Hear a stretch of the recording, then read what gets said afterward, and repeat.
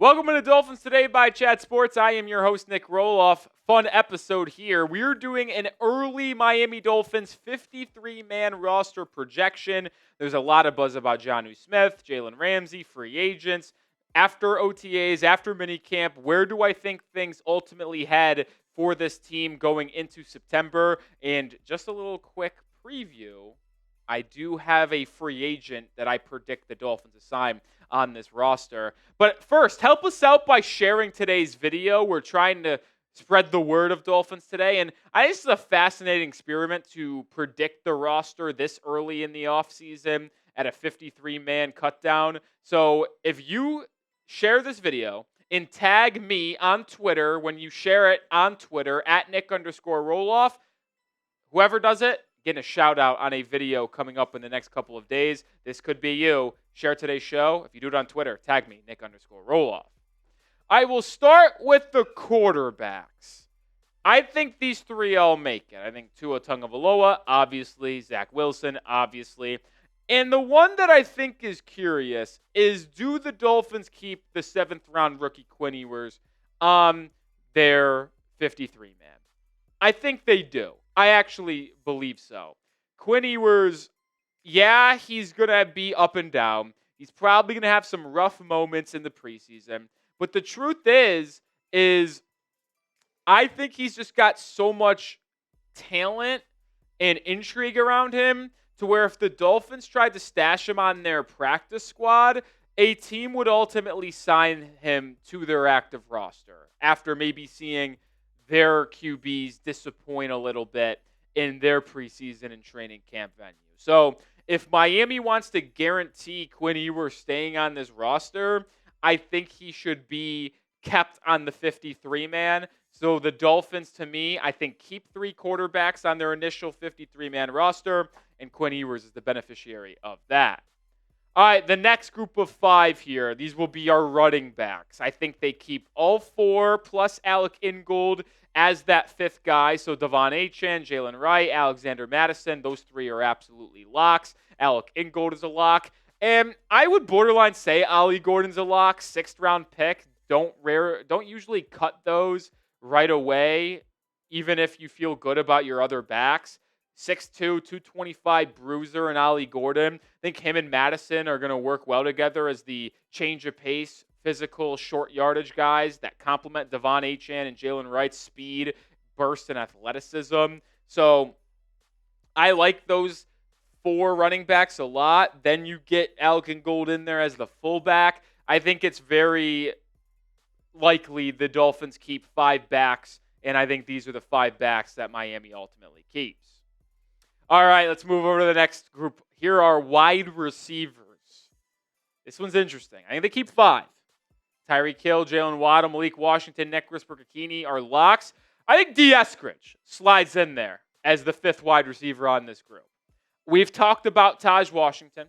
We've talked about Eric Azukama. We've talked about UDFAs like Theo Weiss, AJ Henning, Andrew Armstrong. Those 3 haven't really done much through minicamp and OTAs to this point. They could break out in training camp and preseason, who knows. But D. Eskridge has made some plays. He was also on the practice squad last year. Got some run on the active roster at times as well. Eskridge has special teams value in terms of punt returns, kick returning. I know Malik Washington does as well, but those 2 can be worked hand in hand there. And based off what some reporters have said, Eskridge was making some plays at minicamp. Couple one-handed grabs. Made a play with Tua. Made a play with Zach Wilson. Eskridge did enough for me at minicamp to have him on my 53-man roster at this point in the offseason. I believe Miami keeps 5 wide receivers. The first 4 are locks. The 5th one is very much up in the air. And right now, with how things have progressed, I think I would give it to D. Eskridge. Before we move on here, predict it. Will the Dolphins make the playoffs in 2025? I think their schedule is fortuitous, so we'll see if they could take advantage. It's all about if that offense can get back to where it was in 22 and 23. Better offensive line. Does the secondary hold up? Type Y for yes or type N for no. 3 tight ends. I got Jonnu Smith. I think he stays. I said this in a video a couple of days ago when talking about a Jonnu Smith update. I believe Miami ultimately extends him. I think that Mike McDaniel wants to keep him. Tua wants to keep him. Jonnu wants to stay here. So to me, I believe Chris Greer figures it out, gives a little pay bump to Jonnu, maybe adds 1 year to his contract, and he stays on this roster. And then I think Miami only keeps 2 tight ends outside of that. Julian Hill is going to be kept because Mike McDaniel loves him, and he is their prototypical blocking tight end. I go air quotes because he doesn't really block that well at times. But I'm going Tanner Conner as the 3rd tight end instead of Pharaoh Brown. Pharaoh Brown signed a 1 year deal in free agency, but that's no guarantee that he is someone who makes this roster. Conner has flashed at minicamp. A lot of beat reporters were praising his route running, his quick change of direction and hands. Former wide receiver transitioning to tight end. He's done that for the last couple of years. I think Conner, this is the year where he maybe has a more large role on this Dolphins roster if he continues to put together a good offseason. So I think these are the 3 tight ends that Miami ultimately keeps. Let's head to the offensive line. I got 8 guys. You got your starting O-linemen in Patrick Paul, James Daniels, Aaron Brewer, Savi Naya, Austin Jackson. And then last year they kept 3 backup offensive linemen. I'll project 3 once again. Those 3 being Liam Eichenberg, Larry Borum, and Andrew Meyer. Meyer was on the roster last year as the backup center. He's an interior offensive lineman. They signed Larry Borum for the cheap in free agency. He played tackle as a swing tackle in Chicago. I think he could be that replacement of Kendall Lamb this year. He also maybe has a potential movement inside to play guard. Liam Eichenberg, as much as you might disrespect him and might don't like him like I do, he will be on the roster because of his versatility and knowledge of the scheme and system. And then you've got your 5 starters. Do I think Miami should look into adding some more depth on the offensive line? Oh, absolutely. I think they could absolutely upgrade their backup O-linemen. I'd look at Isaiah Wynn, maybe even a Brandon Scherf, but I think Scherf is probably holding out for a starting job. But either way, those are the 8 offensive line that I see right now. I can get talked into someone else other than Andrew Meyer, but those top 7 I think are guaranteed, at least at this point. Make sure you are subscribed to the channel for daily Miami Dolphins content, news, rumors, everything in between. Join the channel today. We're growing here as a family. Hit that sub button right now. All right, let's move over to the defensive line here where we got 5 guys. I got Kenneth Grant, the first-round pick out of Michigan, Zach Sealer, Bonito Jones, Zeke Biggers, and Jordan Phillips. Now, this is our software effing up here. My bad, Jordan Phillips. That's the Bills' Jordan Phillips, not the rookie 5th-round pick we took out of Maryland. Hand up on me, folks. But either way, I think the 2 players they drafted on day 3, Phillips in the 5th, Biggers in the 7th, I think they make the roster. I think they are going to flash. I like them. The top 3 are guaranteed. Really, they are. Like Kenneth Grant, Zach Sealer, and Bonito Jones are going to be your top 3. Bonito's your nose tackle, your 1 tech. Sealer's your versatile defensive lineman. Grant could play inside. He could play outside as well. I like both of them to a very high degree. And then the 2 rookies, I think, ultimately make the roster as well. So give me these 5 on the defensive line for the Miami Dolphins.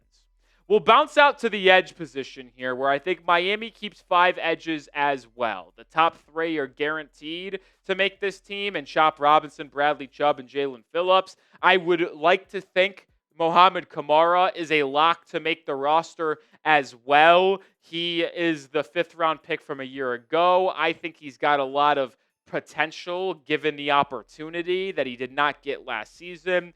And I also think Grayson Murphy is going to make a push for this roster. Quentin Bell could be that 5th guy, but the UDFA from 2024 out of UCLA, Grayson Murphy, has done a lot of good things through OTAs and minicamp to this point. He flashed last year in training camp before his injury that cost him the entire season.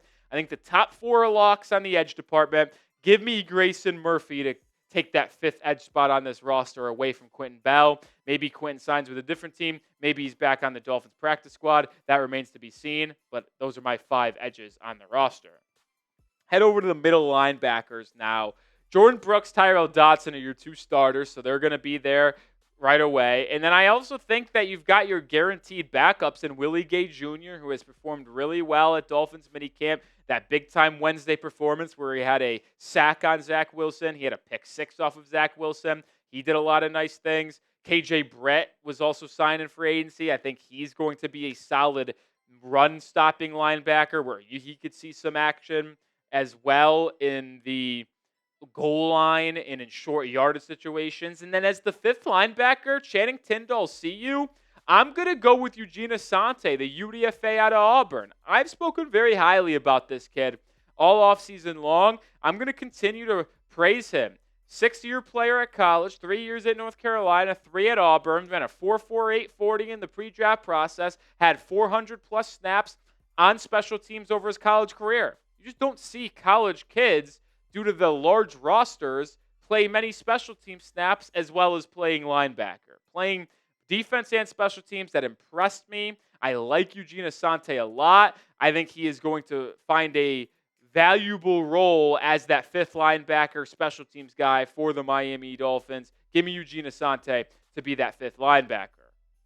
Let's move over to the cornerbacks now. I have 6 corners making it, and one name you see there is not currently on the Dolphins roster. The player that I teased earlier in the show, Douglas. I think he is the most likely corner to sign. Would I prefer to get a player like Asante Samuel Jr.? Absolutely. Would I prefer to get Jair Alexander? Absolutely. Would I prefer to make a trade for a Jalen Watson or even a Greg Newsome? Yes. But I think Douglas is the most likely corner that is not currently on the Dolphins roster to be added to this group. They remain in contact with Rasul Douglas. So I truly do believe he is going to be the person Chris Grier signs. So you add him to Storm Duck and Cam Smith, Kader Kohu in the nickel, the 5th-round pick out of Florida and Jason Marshall Jr. And then how about Artie Burns, man? I think Artie Burns has shown me some things here early in this offseason. I think he's performed well in minicamp and OTAs as a veteran. I don't think he'll have a large role. He could be a healthy and active every single game, if we're going to be honest, if he makes the 53-man roster, and he could be cut based on other moves that have to be made throughout the season as well. But Artie Burns has done enough to make it through on the initial 53-man experienced player. I think you just need more guys here. I think it's very important for Miami to keep 6.